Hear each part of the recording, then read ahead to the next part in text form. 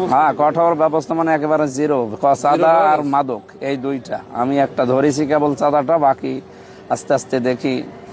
ঢাকায় একটা অনুষ্ঠান আছে, এগুলো শেষ করে এসে আমরা আবার মাদকের বিরুদ্ধেও জিরো টলারেন্স ঘোষণা করবো। আমার নির্বাচনী প্রচারণায় যেগুলো আমি মানুষকে জানিয়েছি 16টা বিষয়, এগুলো আমরা সামনে নিয়ে এসে একটা একটা করে কাজ করার চেষ্টা চালাবো। আপনারা সাথে থাকবেন ইনশাআল্লাহ। বিশেষ করে স্পেশালি খাজানগরকে নিয়ে যে যে আজকে শুধু খাজানগর না, খাজানগর এবং কুষ্টিয়ার বিভিন্ন জায়গা, আমি কয়েকটা জায়গার নামও আমাদের কাছে আছে।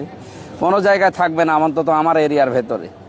এটা আমরা 100% চেষ্টা চালাবো, বাকি আল্লাহর ইচ্ছে। এবং যারা সাহায্য প্রার্থী এবং যারা নিরাপত্তা চায়, আমরা নিজেরা এবং প্রশাসনিকভাবে 100% নিরাপত্তার গ্যারান্টি দিচ্ছি। বাকি তো নিরাপত্তার হকদার আল্লাহ। অবশ্যই আল্লাহ দেখবেন, আমরা ভালো কাজে আছি ইনশাআল্লাহ। তার মানে চাঁদাবাজির বিরুদ্ধে আপনি কঠোর ব্যবস্থা? হ্যাঁ, কঠোর ব্যবস্থা মানে একেবারে জিরো। চাঁদা আর মাদক এই দুইটা। আমি একটা ধরেছি কেবল চাঁদাটা, বাকি আস্তে আস্তে দেখি।